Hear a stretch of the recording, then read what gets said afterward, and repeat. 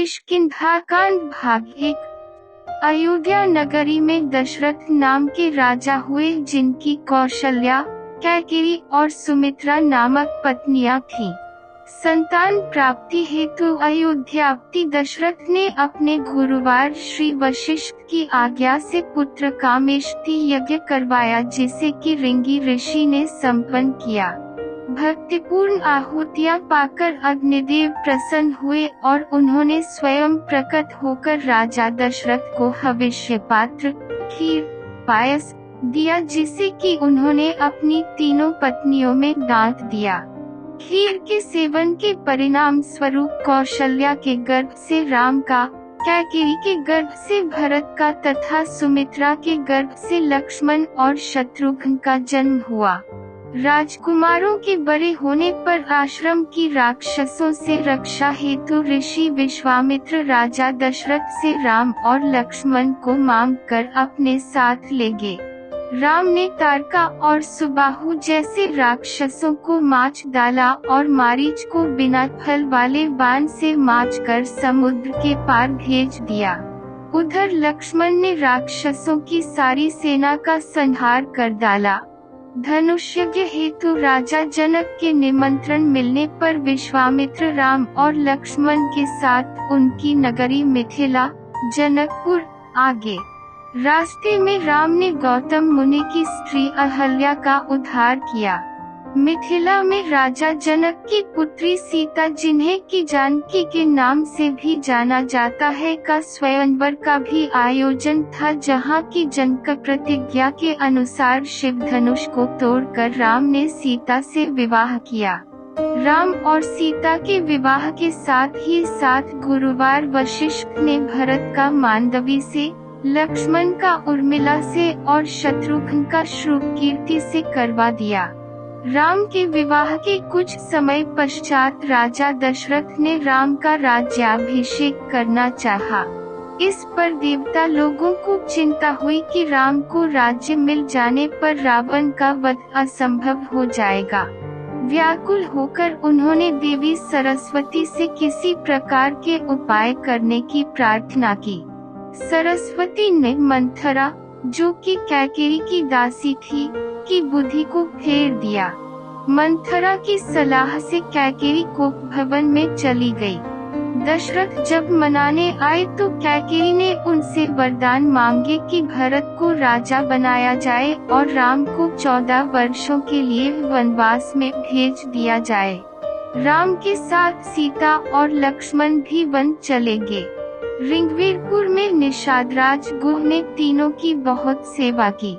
कुछ आनाकानी करने के बाद केवट ने तीनों को गंगा नदी के पार उतारा। प्रयाग पहुंचकर राम ने भरद्वाज मुनि से भेंट की। वहां से राम यमुना स्नान करते हुए वाल्मीकि ऋषि के आश्रम पहुँचे। वाल्मीकि से हुई मंत्रणा के अनुसार राम, सीता और लक्ष्मण चित्रकूट में निवास करने लगे। अयोध्या में पुत्र के वियोग के कारण दशरथ का स्वर्गवास हो गया। वशिष्ठ ने भरत और शत्रुघ्न को उनके ननिहाल से बुलवा लिया। वापस आने पर भरत ने अपनी माता कैकेयी की, उसकी कुटिलता के लिए बहुत भर्त्सना की और गुरुजनों के आज्ञानुसार दशरथ की अंत्येष्टि क्रिया कर दिया। भरत ने अयोध्या के राज्य को अस्वीकार कर दिया और राम को मना कर वापस लाने के लिए समस्त स्नेहीजनों के साथ चित्रकूट चले गए। कैकेयी को भी अपने किए पर अत्यंत पश्चाताप हुआ। सीता के माता पिता सुयना एवं जनक भी चित्रकूट पहुँचे। भरत तथा अन्य सभी लोगों ने राम के वापस अयोध्या जाकर राज्य करने का प्रस्ताव रखा, जिसे कि राम ने पिता की आज्ञा पालन करने और रघुवंश की रीति निभाने के लिए अमाय कर दिया। भरत अपने स्नेही जनों के साथ राम की पादुका को साथ लेकर वापस अयोध्या आ गए। उन्होंने राम की पादुका को राज सिंहासन पर विराजित कर दिया। स्वयं नंदीग्राम में निवास करने लगे। अरण्यकांड वाल्मीकि कृत रामायण और गोस्वामी तुलसीदास कृत श्री रामचरितमानस का एक भाग। कांध या सोपान है। कुछ काल के पश्चात राम ने चित्रकूट से प्रयाण किया तथा वे अत्रि ऋषि के आश्रम पहुँचे। अत्रि ने राम की स्तुति की और उनकी पत्नी अनसुया ने सीता को पातिव्रत धर्म के मर्म समझाए। वहां से फिर राम ने आगे प्रस्थान किया और शरभंग मुनि से भेंट की। शरभंग मुनि केवल राम के दर्शन की कामना से वहां निवास कर रहे थे, अतः राम के दर्शनों की अपनी अभिलाषा पूर्ण हो जाने से योगाग्नि से अपने शरीर को जला डाला और ब्रह्मलोक को गमन किया। और आगे बढ़ने पर राम को स्थान स्थान पर हदियों के ढेर दिखाई पड़े, जिनके विषय में मुनियों ने राम को बताया कि राक्षसों ने अनेक मुनियों को खा डाला है और उन्हीं मुनियों की हदियां हैं। इस पर राम ने प्रतिज्ञा की कि वे समस्त राक्षसों का वध करके पृथ्वी को राक्षस विहीन कर देंगे। राम और आगे बढ़े और पथ में सुतीक्ष्ण, अगस्त्य आदि ऋषियों से भेंट करते हुए दंडक वन में प्रवेश किया, जहां पर उनकी भेंट जटायु से हुई। राम ने पंचवटी को अपना निवास स्थान बनाया। पंचवटी में रावण की बहन शूर्पणखा ने आकर राम से प्रणय निवेदन किया। राम ने यह कहकर कि वे अपनी पत्नी के साथ हैं और उनका छोटा भाई अकेला है, उसे लक्ष्मण के पास भेज दिया। लक्ष्मण ने उसके प्रणय निवेदन को अस्वीकार करते हुए शत्रु की बहन जानकर उसके नाक और कान काट लिए।